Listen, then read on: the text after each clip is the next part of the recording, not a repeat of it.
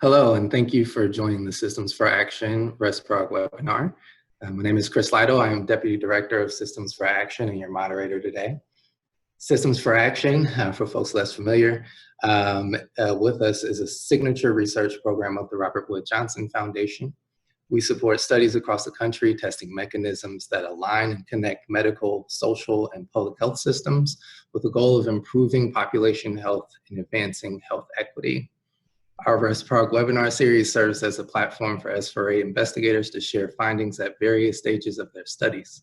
And today's presenters conducted a one-year development study which evaluated the Continuum of Care system, a U.S. Department of Housing and Urban Development initiative which addresses homelessness through cross-sector collaboration. After which we'll be holding a Q&A. Viewer participation is very important. So as questions arise for you, as undoubtedly they will, please enter them into the Q&A box at the bottom of your screen. And we will relay those questions to the presenters, and hopefully that will lead to a lively discussion. So now I introduce our presenters. Jesus Valero is an assistant professor in the Department of Political Science at the University of Utah, where he teaches courses on nonprofit organizations and NGOs, along with public administration seminars. And we'll also hear from Hee-Sung Jang, who is an associate professor and graduate coordinator for the Department of Public Administration at the University of North Texas. So without further ado, thank you to our presenters, and I'll pass the mic along to them. Wonderful. Thank you so much, Chris, for the introductions. Good morning, everyone. I'm Jesus Valero, and I'm an assistant professor of nonprofit organizations and management, as Chris mentioned, in the Department of Political Science and the Programs of Public Affairs at the University of Utah. And it's really my pleasure to be here today to present on the topic of integrating cross-sectoral health and social services for the homeless. My colleague, Dr. Hee-Sung Jang, who is a co-PI on this project, sends her regards as I'll be presenting on our team's behalf. So moving quickly into our research presentation. So the research indicates that individuals experiencing homelessness bear greater risk than other populations for many preventable diseases, and the service demands can be costly to the community if left unaddressed. For example, they are often more likely to access emergency services than primary care services, causing or putting a strain on the local healthcare system. So since this vulnerable population is less likely to access healthcare systems, this service expense is incurred by local medical service providers. And this issue is likely more severe for those states that, for example, are not expanding Medicaid. Major funding, on the other hand, from HUD has been predominantly focused on housing-related services and implementation of the Housing First approach, leaving other major health and human services to be covered or addressed by local governments and nonprofit organizations. So in the absence of HUD funding for healthcare services, local communities have to come together to pool local resources to better support these important areas of services for individuals experiencing homelessness. So these local actors realize the high cost of no action or maintaining status quo in the medical care of the population experiencing homelessness, and develop networks in the search of a collaborative service arrangement in the context of dispersed resources and expertise. And for those on the webinar that are not familiar with Continuums of Care, or CoC networks as we like to call them, these are federally mandated collaborative arrangements expected by HUD to pool local resources, engage in community planning to reduce or eradicate the incidence of homelessness within their local jurisdiction. CoCs can be created at the local level, serving, for example, a city or a county, as wide as even a region, and other CoCs are created to serve state level communities, particularly rural areas, and those are labeled as CoC balances of state.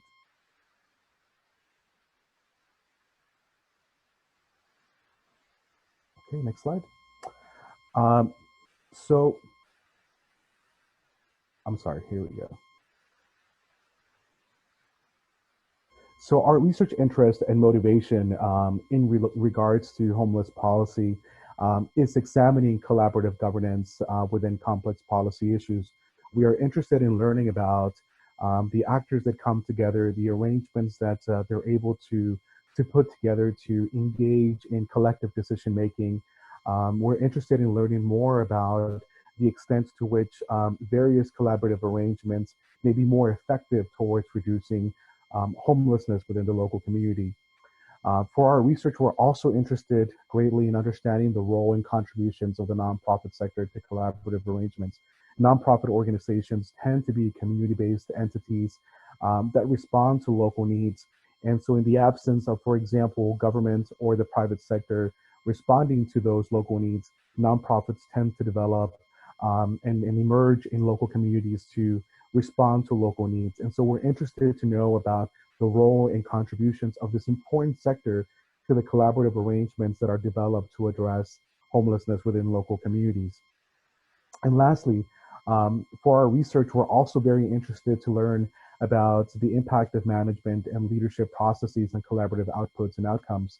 As trained public administration and management scholars, Heason and I, were interested in the management perspective to collaborative governance and the role that the nonprofit sector plays. Questions such as to what extent do different leadership styles matter for achieving different network level outcomes for the local community? So does one particular leadership style matter more than a different leadership style? So these are the kind of questions that we're interested in relation to management and leadership and collaborative arrangements. So for this particular research, we're focused on two specific research questions, which basically frame the rest of our presentation this morning. The first research question is, how well is the CoC approach to community collaboration addressing the broad health needs and well-being of the homeless in communities across the US? As Chris mentioned, we received funding from the Robert Wood Johnson to engage in development research to understand this continuum of care approach. Surprisingly, there isn't a lot of research on the extent to which continuums of care are integrating healthcare services into the work of the community collaborative networks. There are individual studies, but nothing on a national scale, for example. Second, we're interested also in answering the question of what factors are associated with the extent to which healthcare is integrated into the work of CoC networks. So if networks are integrating healthcare services or a variety of healthcare services into their work, into their collaborative arrangements, then the next question is what factors or what conditions are going to be favorable, are going to encourage, are going to be associated with the degree to which they offer more or less of these services within their local communities. So our focus today, specifically, we want to discuss findings from two studies that seek to answer these research questions of interest.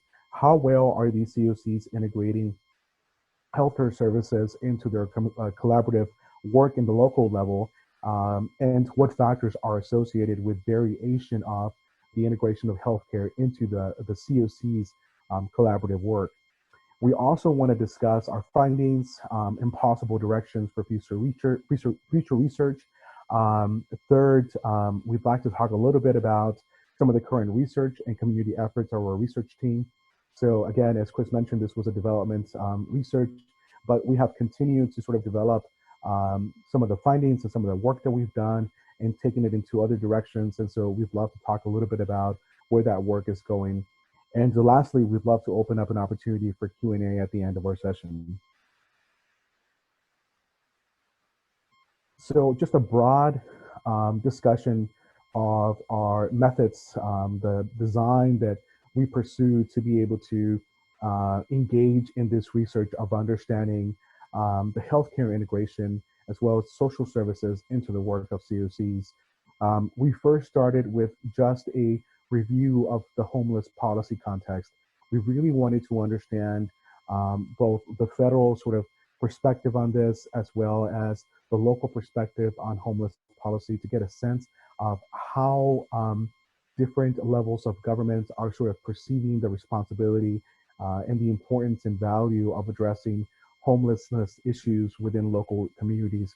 So just a broad sort of study of homeless policy context, studying existing research, existing federal rules, federal policies, as well as state and local policies, and getting also a grounding on the data.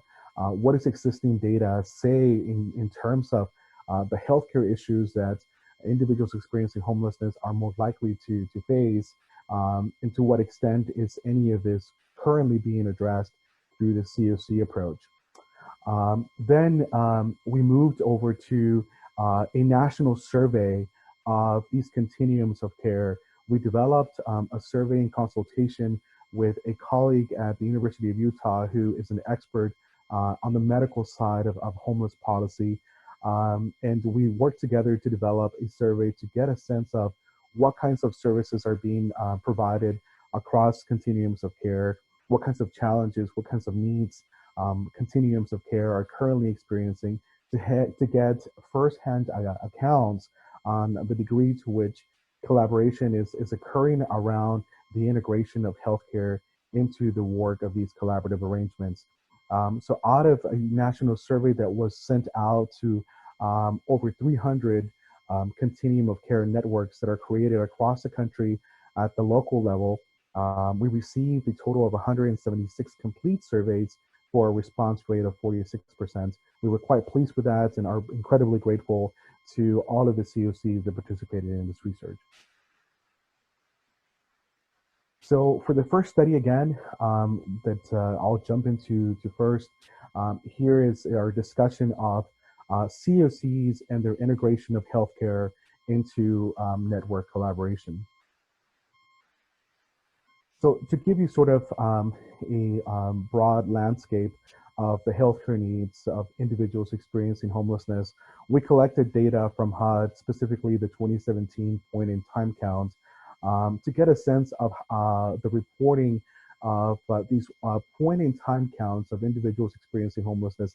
This is a community-wide outreach that Continuums of Care engage in on a yearly basis to get a count of how many individuals in their community are experiencing homelessness. And on top of that count, they get a sense of how many of them are experiencing a number of different healthcare related needs. So we collected data to get a sense from this particular point in time count on indicators that are connected to healthcare issues, severely mentally ill, chronic substance abuse, those with an HIV/AIDS diagnoses, and victims of domestic violence. So on the national average, severely mentally ill, about 20% of the population has a mental illness diagnosis. 16% are experiencing chronic substance abuse. 1.86% are experiencing an HIV/AIDS diagnoses. And lastly, 16% are victims of domestic violence. We also included some numbers here from specific communities: Dallas, Fort Worth, Houston, and Salt Lake City, Utah. And the reason for this inclusion is because as part of our research, we started off by doing 2 case studies, one in Utah and one in Texas, including the communities of Dallas, Fort Worth, and Houston. And for Utah, we focused specifically on Salt Lake City and Salt Lake County to get a sense on some of these numbers. And as you can see, there's a variety of those numbers across these communities, particularly severely mentally ill. Salt Lake County has a much larger percentage of those individuals experiencing homelessness and also having a mental illness diagnosis. On the chronic substance abuse, Houston and Salt Lake are also sort of experiencing a larger proportion of individuals experiencing homelessness and also having a chronic substance abuse disorder. And then on the HIV/AIDS category, Houston and Salt Lake also have a little bit of a larger percentage here. And then victims of domestic violence, again, Houston and Salt Lake have a larger percentage when compared to Dallas and Fort Worth.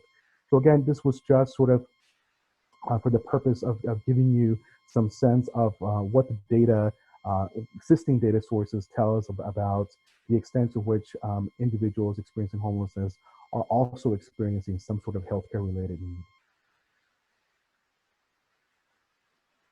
So as public administration scholars, we were interested to know about the collaborative governance of these continuums of care. So governance model, national perspective, we got a sense that a larger proportion of these collaborative networks have a shared governance arrangement, basically described as all members of the collaborative network having an equal vote, having a shared responsibility for the collaborative activities and the collaborative outcomes of these continuums of care. In terms of multiple coordinating bodies, a majority of continuums of care report that there isn't any other coordinating body. In other words, the continuum of care is the primary collaborative body responsible for coordinating services around homeless policy. Surprisingly, or maybe not surprisingly, in terms of an average number of members for each of these CoCs, the average number was 38. So 38 organizations that are a part of the collaborative arrangement to address homeless policy. While there is no optimum number in terms of how many each of these CoCs should have, certainly a larger number of members is associated or correlated with a more variety of services that may be potentially available to individuals experiencing homelessness within that community who are part of this collaborative network. The number of new members, on average about 4 entities are joining the collaborative efforts of a CoC on any given year. The average HUD funding that is allocated to CoCs across the country is about 5 million. And then lastly, multiple funding sources. Yes, a large number of CoCs, or the vast majority, 63% of them that are a part of our sample, report that they do rely on funding sources outside of HUD. And so here we get some indication that they are working hard to step outside of just a reliance on HUD funding in order to diversify their resources and potentially be able to address a wider array of services that are needed in their local community. We were particularly interested in learning about the healthcare services that are provided by these CoCs. We are here just reporting some of the top healthcare services that were reported by these CoCs. And because of our interest in nonprofit organizations, we also sort of divided our findings by those CoCs that are led by a nonprofit versus sort of the national average perspective. And this particular list of healthcare services was informed by both the existing literature on both the needs, the healthcare needs of individuals experiencing homelessness, those that are typically provided by CoCs, and also in consultation with our colleague who is a medical expert in this policy arena. And so at the top of this list, alcohol substance use counseling is sort of that #1 service that is reported by CoCs. Assisted living, clinic and shelter, hospice care, mental health care, mobile clinic, methadone clinics, nursing bed and shelter, substance clinics, and syringe exchange are some of these services that are currently provided by CoCs, with alcohol substance use and mental health care being at the top of that list, by both organizations that are led, or CoCs that are led by nonprofits, as well as that national perspective. What is interesting to us was that CoCs on average provide about 9 different healthcare services, and the majority of these services tend to be those that are around alcohol, mental health, with less of an attention provided, for example, to those related to substance use disorders, or those that might have a higher sort of cost incurred to the local CoCs, such as things like a clinic and shelter, or other types of nursing beds and shelter, which may translate into potentially a higher cost for those collaborative arrangements. So this is sort of a snapshot again of those healthcare services that tend to be provided on a more likely basis by CoCs, and again, on average, providing about 9 different healthcare services. In terms of the frequency distribution, just again in a snapshot of the number of healthcare services, about 22 CoCs or 13% provide between 15 and 19 services. About 46, a vast majority of them, provide between 10 and 14. 30% or 51 of the CoCs that were a part of our sample report, 9 to 6 services, and then 11% or about 19 CoCs provide 5 or less services. So there's quite a variation here in terms of the number of services that are provided by CoCs, with that average being around 9 again. In terms of the impact of medical care collaboration, we asked the CoCs to let us know in this survey the degree to which they are successful in achieving medical-related collaboration, such as increased involvement of healthcare providers, increased CoC member commitment to addressing healthcare needs, increasing the range of healthcare services, and reducing the duplication of healthcare services. And again, these categories were developed and informed by our case studies that were conducted both in Texas and in Utah, and also informed by the existing research on this topic. And so in terms of increased involvement of healthcare providers, about 21% is the national average that report achieving success in increasing the involvement of healthcare providers, versus those that are led by nonprofit, 17%. So a little bit of a disparity there. The nonprofits may be having a greater challenge in increasing the involvement of healthcare providers, or in other words, CoCs led by nonprofits, not just nonprofits themselves.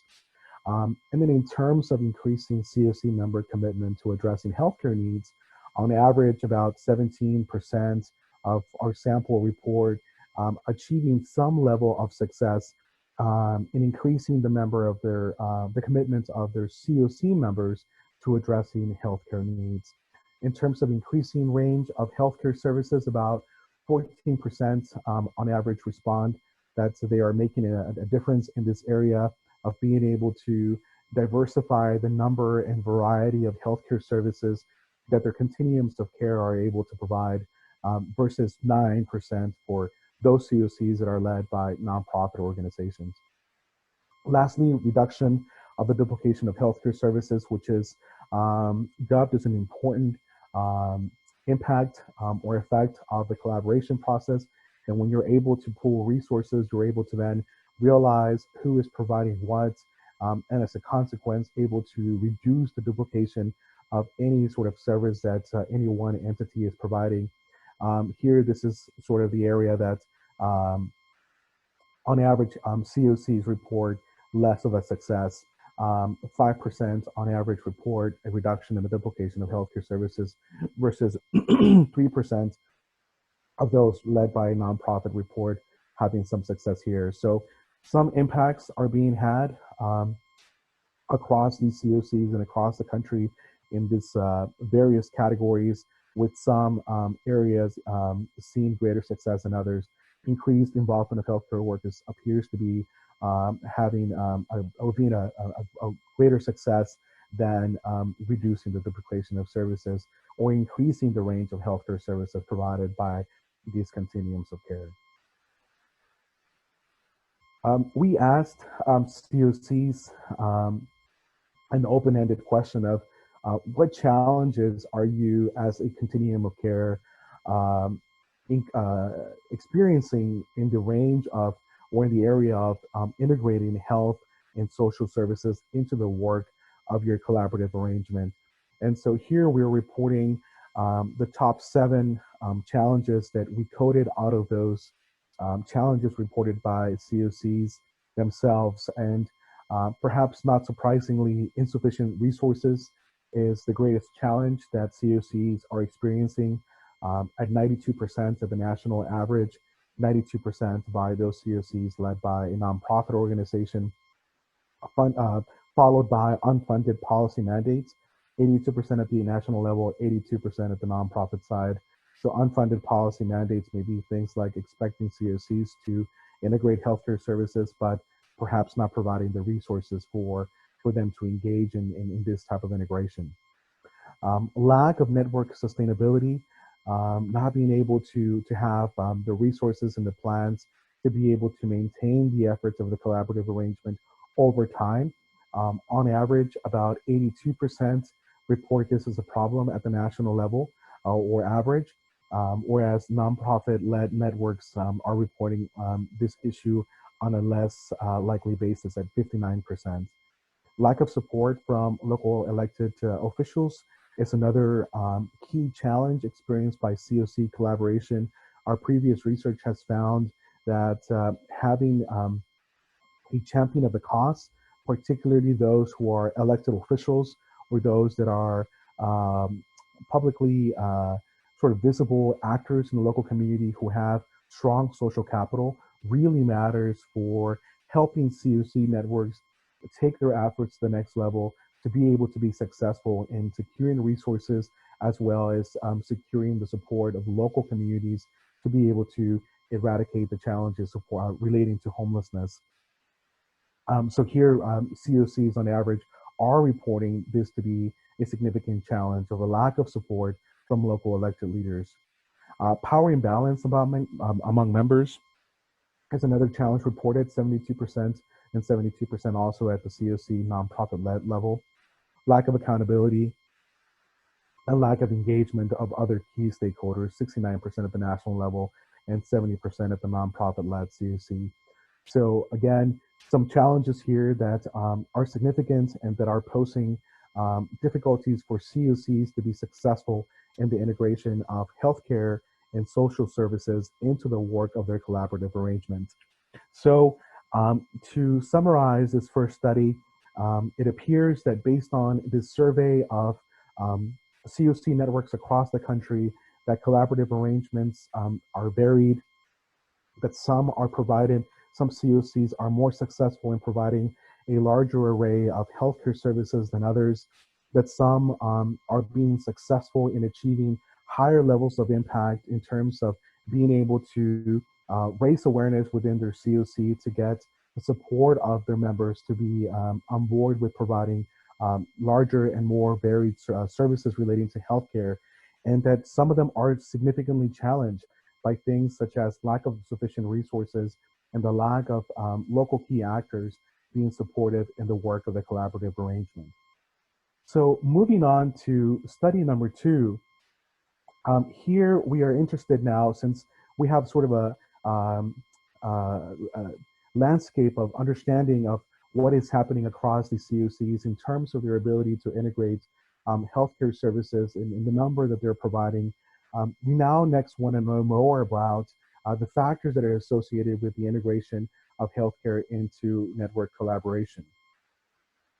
So based on the theory of demand and supply of public goods, we predict that an increasing demand of healthcare services for homeless population should result in an increasing availability of services provided by CoC networks. So in other words, the greater the need, the more likely that service providers in CoC networks will provide those needed services. Research conceptualizes service demand observed from individual conditions such as socioeconomic status, existing health issues, and others that contribute to the development of healthcare issues. And the service demands of the homeless have been well documented in previous research. Of the individual factors, older individuals, for example, 45 and older, veteran status, mental health, illness history, physical sexual assault, and out-of-home placement as a minor were significantly associated with various unmet healthcare needs, according to previous research. For example, the lack of basic life resources such as hygiene products, access to clean water, and food contribute significantly to the development of medical needs, and particularly when individuals delay appropriate medical care or primary care until a medical crisis develops. In this research, we test whether CoCs with a homeless population that has a greater medical service demand will impact the number of healthcare service provided. Specifically, we measure service demand in terms of 4 independent factors: total homeless population, percentage of homeless population who are mentally ill, percentage of homeless individuals with substance use disorder, and total population. So we accordingly hypothesize, for example, that a homeless service demand is associated with the number of healthcare services provided for the homeless. In terms of homeless resource, the service resources for homelessness may not be equal for local communities in support of the needs of individuals experiencing homelessness. We contend that CoC networks embedded within communities with more homeless service resources will have greater capacity to address more and varied healthcare services for the homeless. Some research, for example, notes that community capacity, or the ability of the community to mobilize resources to address social and health problems, is important for health promotion, and numerous studies have confirmed the impact of resource availability in achieving positive health outcomes. Every year, communities across the US apply for competitive federal funding to HUD and reports of homeless shelter bed capacity. First, communities engage in the submission of a collaborative application for funding from HUD and are awarded funding resources on a comparative basis. Thus, some communities are less successful in securing federal resources for their homeless service needs.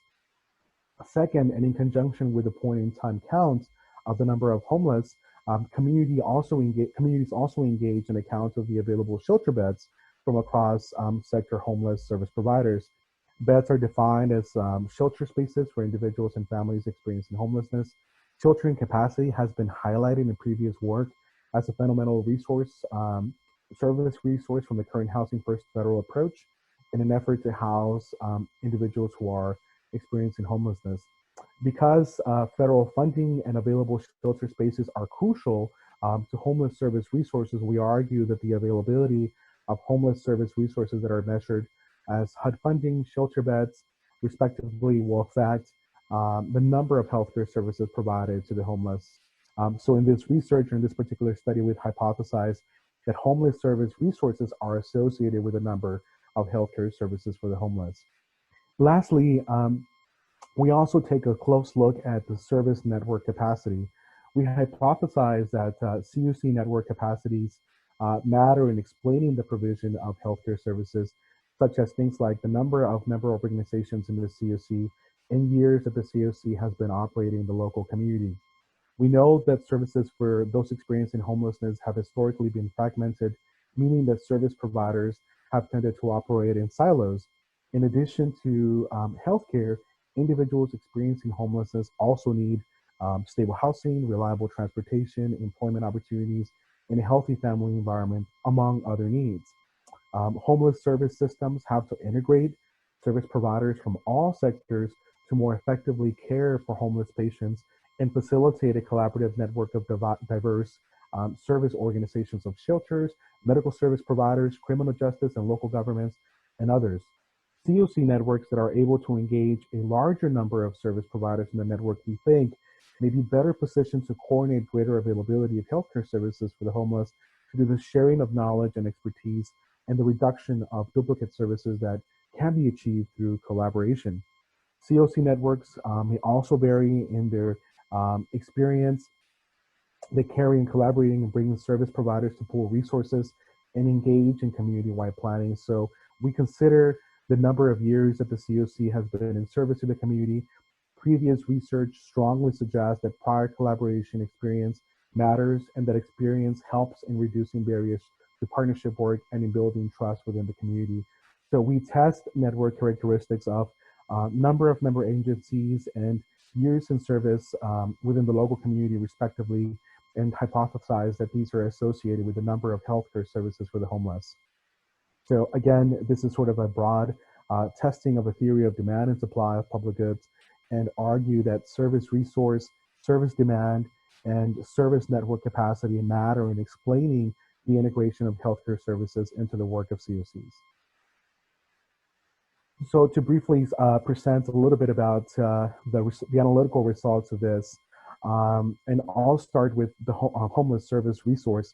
So we found, not surprisingly perhaps, that the amount of HUD funding awarded to a CoC, as well as the total number of shelter beds available in the local community, strongly matter and are correlated significantly with the degree to which a CoC is able to integrate a larger number of healthcare service. The service resource is important.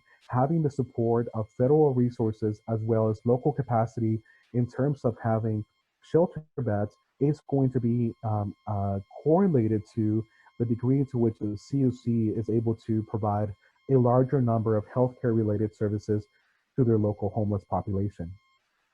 In terms of homeless service demand, um, all of these categories, total homeless population, the percent that are mentally ill, percent that are homeless, but also with a substance use disorder, and total population all matter to also explaining the number of healthcare services that are provided by a CoC. So total homeless population, mentally ill, substance abuse, a larger proportion of these that are in the local community, the more likely that this is going to be associated with more of healthcare services being provided to their local community. And then lastly, network capacity. Um, we were surprised to find that the years that the CoCs in the community and number of member organizations of CoC are not correlated or are not associated with the degree to which higher healthcare service, higher levels of healthcare services are provided by the CoC, which is for us interesting, and we'd love to hear your thoughts on this. But this is sort of a first run at an analytical framework to get a sense of what factors are associated with healthcare service provision by CoCs integrated into their work to address the needs of those experiencing homelessness. And our results here indicate that homeless service resource and homeless service demand both matter significantly in their association to the number of healthcare services provided by these continuums of care. So just to summarize these findings overall, federal policy demands locally developed service networks. And again, these CoCs are responsible for coordinating diverse service needs of those who are experiencing homelessness, particularly the integration of healthcare services into their work, since the majority of federal sort of focus and resources are focused on housing integration into local communities addressing homelessness. Second, nonprofit-led collaborations tend to be disproportionately addressing medical service issues facing homeless individuals. Nonprofit-led collaborations tend to address a larger proportion of individuals who are experiencing homelessness and also have a medical service issue also experienced in this sort of particular case. CoCs tend to address a variety of healthcare services, less of the intensive medical needs, but we were still pleased to find that CoCs are working very hard to integrate a variety of healthcare services. And this is indicated, for example, by the fact that on average, about 9 services are provided by CoCs across the country, with some having the ability to provide more. And as our results indicate, service resources and demand matter in explaining variation of healthcare services. Local communities that have more resources, that are successful in achieving higher levels of HUD resources, are going to be more successful in also being able to provide and integrate healthcare services into their particular work. So just a couple of review of our recent current efforts for those that are a part of this webinar and they might be interested to learn more about some of this work and where some of it is going. Most recently, my colleague Hee-Sun Jong and I received a book contract with Paul Graf Macmillan, and we are putting together a book manuscript entitled Public Nonprofit Collaboration and Policy and Homeless Services Management, Measurement and Impact. And we are looking to write extensively about these findings that we're talking about here, but also integrate other work that we've been doing around homeless policy with a focus particularly on collaboration and management and measurement and impact. We're currently working on this manuscript, and we expect to have it out to our publisher by the end of this year, by December 2020, with publication hopefully in 2021. So keep an eye out for that in case you're interested in learning more about the management of these collaborations and ways of measuring impact and integrating a variety of services into the work that CoCs are achieving. My colleague, Hee-Sun Jang, recently also authored a technical report about Texas homelessness, which was submitted to the Healthy Community Collaborates within the State Department of Health and Human Services. She's been doing fantastic work around rural communities in Texas and has developed a collaborative team in that area. She has also been developing webinars, particularly for rural communities and homeless service providers in the Texas areas. And so that's been a fantastic resource, and we are very pleased that she has been able to develop these in collaboration with other colleagues in Texas. Both she and I are currently working on 2 case studies of research relating to the COVID-19 pandemic. She and I have been keeping a close eye and being integrated into our local sort of networks to get a sense of how nonprofit organizations and other community actors are responding to the COVID-19 pandemic. And we are launching a series of small surveys, understanding that we do not want to put any additional strains on our local community, realizing that they are sort of in the thick of the storm right now, and working very hard to safeguard some of our more vulnerable population.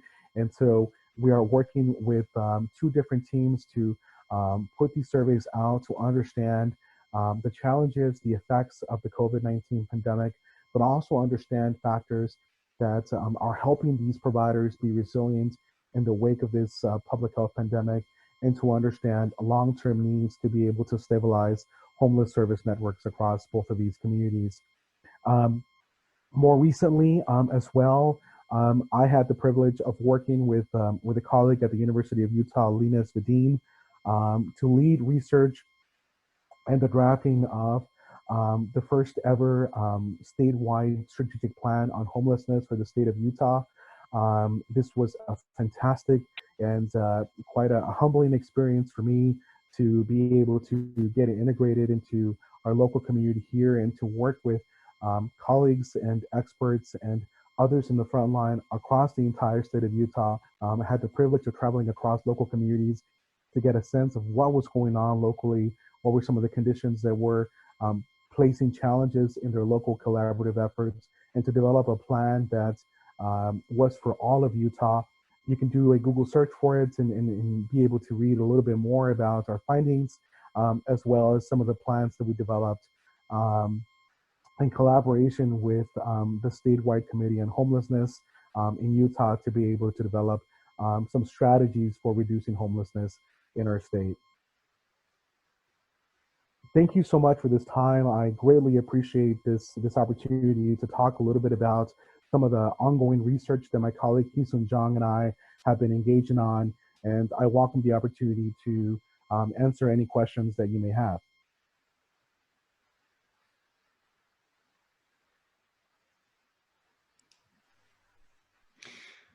Thank you so much, Jesus, for the fascinating look into the importance of CoCs, the integration of healthcare services and a broad range of stakeholders to meet the complex needs of folks experiencing homelessness. Again, we want to open up our Q&A to our attendees. Right now, we don't have any questions in the queue, so I will start off with a question, and hopefully, folks, that gives you some time to gather your thoughts and ask a couple questions for us. So Jesus, you mentioned the challenges of medical involvement in CoCs. And one in particular stood out to me, that's the power imbalance of members, which I imagine is not a surprise considering how broad the membership of the CoC has to be for it to be effective. Do you have any thoughts on how COCs can work with these power imbalances and use effective leadership to keep members on board and in line with the mission? That's a great question, Chris. Thank you for bringing that up and pointing out to uh, what we highlighted here as some of the challenges that COCs are experiencing. And it really does boil down to what you just said, leadership, of coming up with solutions where individual COC members feel like they are a part of the vision, feel like they are integral members of the collaborative network, and being able to reconcile both their individual needs as an organization, because here we're talking about organizations, not individuals particularly. So finding out ways of balancing the individual interests and needs and challenges of individual member organizations and the collective needs of the network as a whole, and particularly the view of the community as a whole. And so it's effective leadership what is needed to be able to strike a balance, a compromise between the needs and challenges of individual organizations and reconcile that with the challenges and needs of the community as a whole. And leadership is able to do that by being able to translate, being able to communicate a vision that is able to put that individual organization and connect it to this larger work that is trying to be achieved at the local level. So I really do think it boils down to individual leadership and management. And some of our Heathens and I's work on local collaborative networks and case studies that we have done across the country to understand specifically this question of leadership, it boils down to certain styles. And our work has found that specifically transformational leadership tends to be something that certainly helps COC leaders in being able to integrate COC membership in a more effective manner. That's a great question. And Jesus, can you speak a little bit more to what you mean by transformational leadership? Absolutely. Transformational leadership is defined as individuals who are visionary and who are able to get their members to do above and beyond. And that's specifically conceptualized as a couple of things. One is, again, the visionary aspects of it, being able to articulate a vision for everyone, not just for one person or one organization, being able to sell a vision where everyone feels connected. Also a leader who is able at the same time able to provide individualized consideration.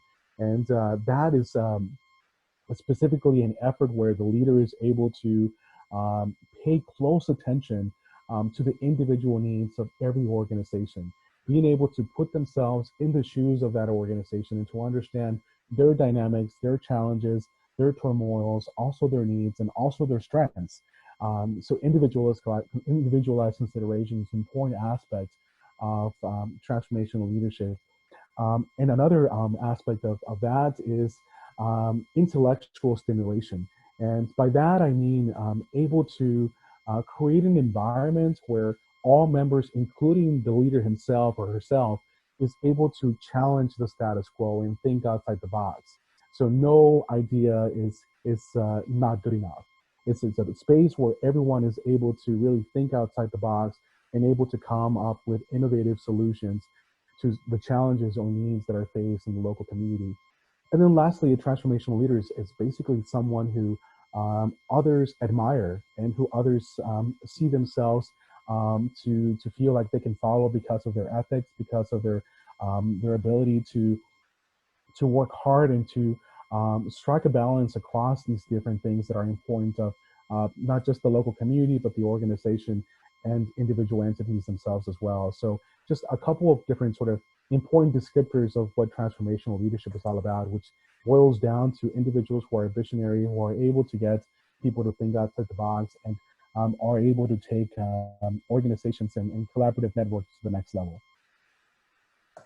Chris, if I may add some comments about the questions, and also there is a question from Erin Gilbert, who asked about the examples of community involvement.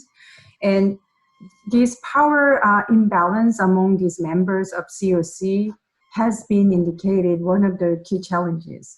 So there has been some of this practical advice to minimize the difficulties of engaging members who are coming with different levels of resources, several different level of experiences. And one was advised to create more of open invitation based advisory board who can come for the discussion of finding better strategies and responses to the problem, and they can communicate their innovative approaches or their best practices.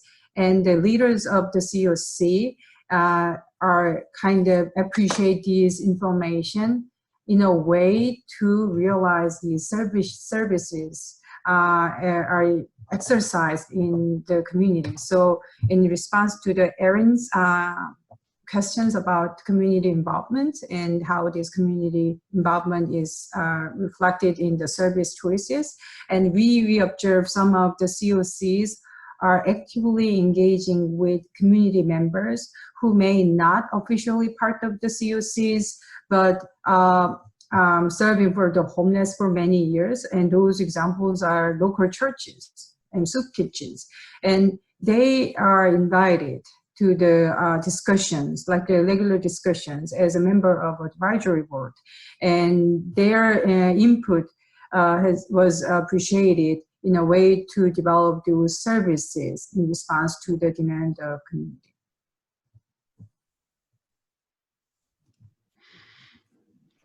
Thank you for the response, Isun.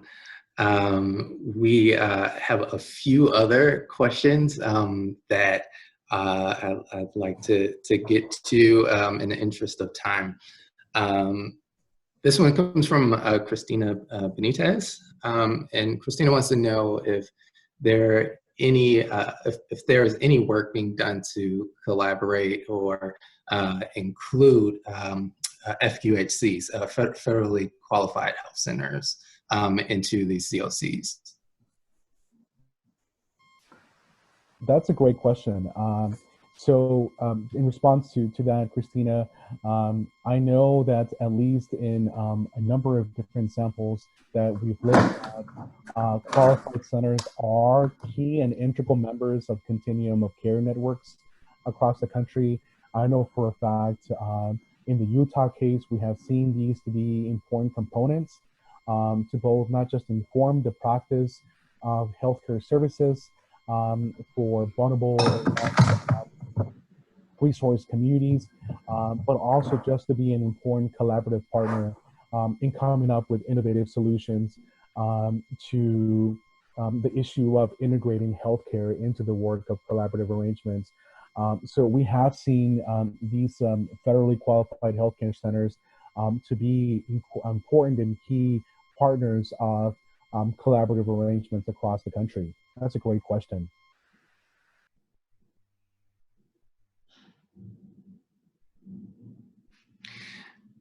Awesome response. We have a question from Ellie Albertson, which I appreciate, considering that SFRA's work is intended to create collaboration and action. Ellie asks, do you know if your team will be able to make the CoC level survey data publicly available or available to other researchers who might be interested in linking to your data for analysis? Chris, I may respond to Ellie. Absolutely. We believe in research and we work as a team, and this research was one part of the series of our research endeavor. And there are 3 more PhD students who worked for this line of research.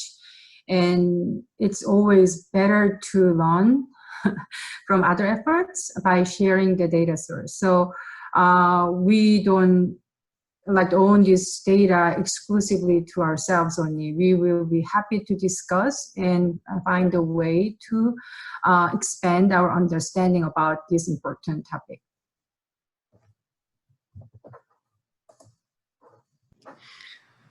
Thank you for that response. And we have one final question from an anonymous attendee.